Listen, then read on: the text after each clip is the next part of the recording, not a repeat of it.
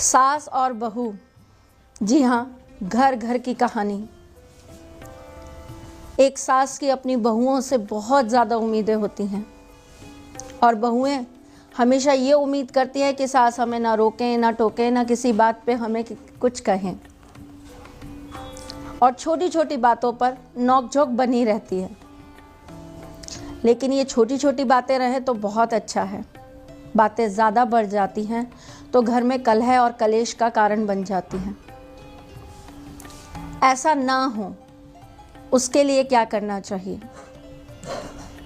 पहली बात तो ये है कि सास और बहू दोनों की भूमिका एक घर के अंदर बराबर होती है और दोनों ही एक दूसरे का पूरक होती है।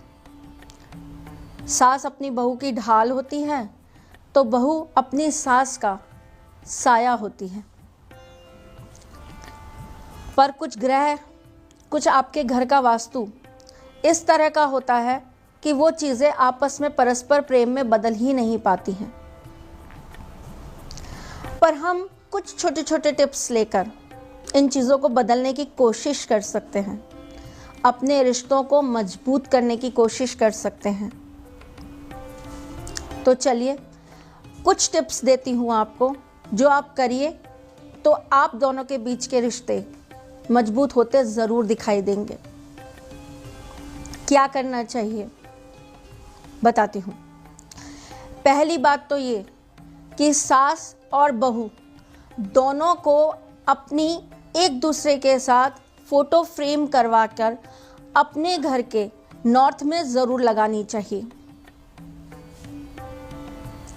दूसरी बात, हर सोमवार को बहू को अपने हाथ से अपनी सास को कुछ भी सफ़ेद चीज़ खिलानी है।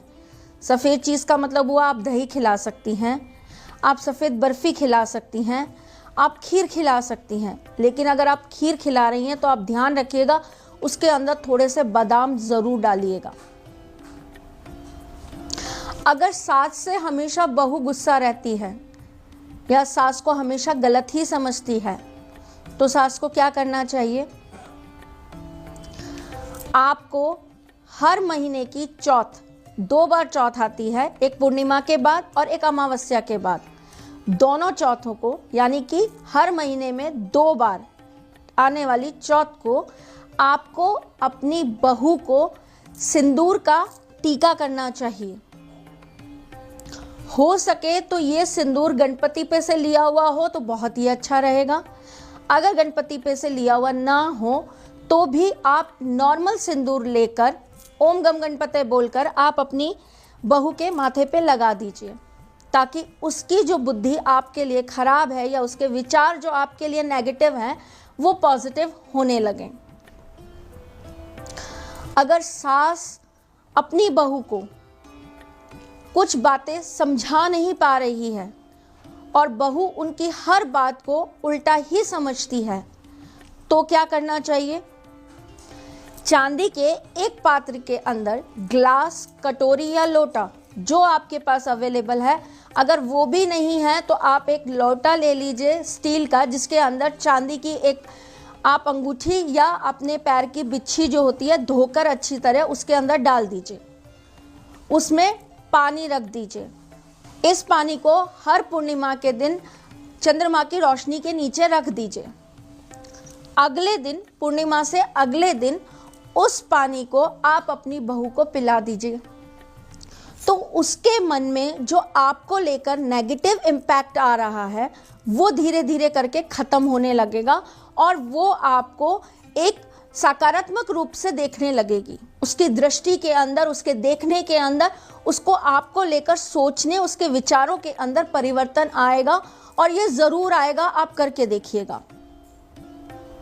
अगर बहू से हमेशा सास खफा रहती हैं, वो हमेशा उसके लिए नेगेटिव बातें करती हैं या उसके लिए नेगेटिव इम्पैक्ट लोगों के ऊपर छोड़ती हैं, तो बहू को क्या करना चाहिए?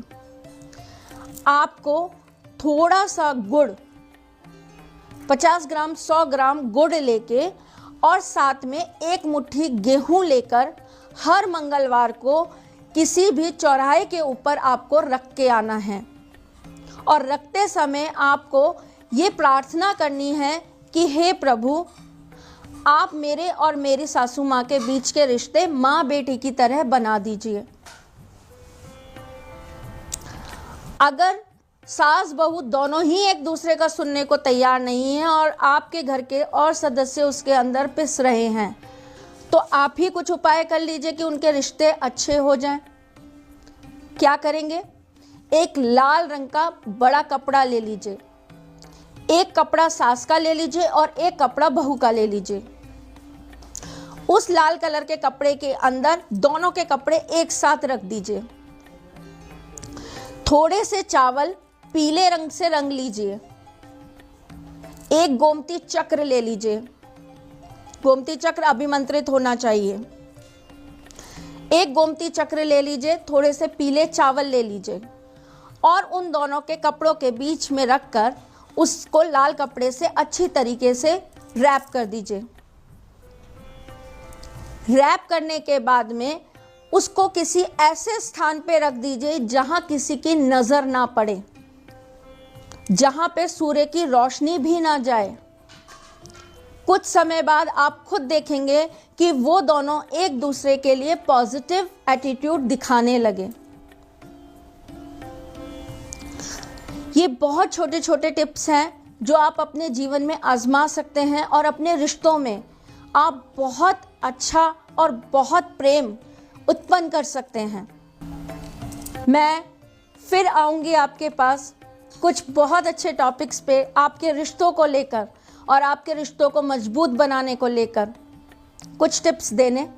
तब तक के लिए मैं आपसे इजाज़त चाहती हूँ। ठाकुर जी आपकी ज़िंदगी में आई हर मुश्किलों को दूर करें, इस मनोकामना के साथ आज के लिए जय श्री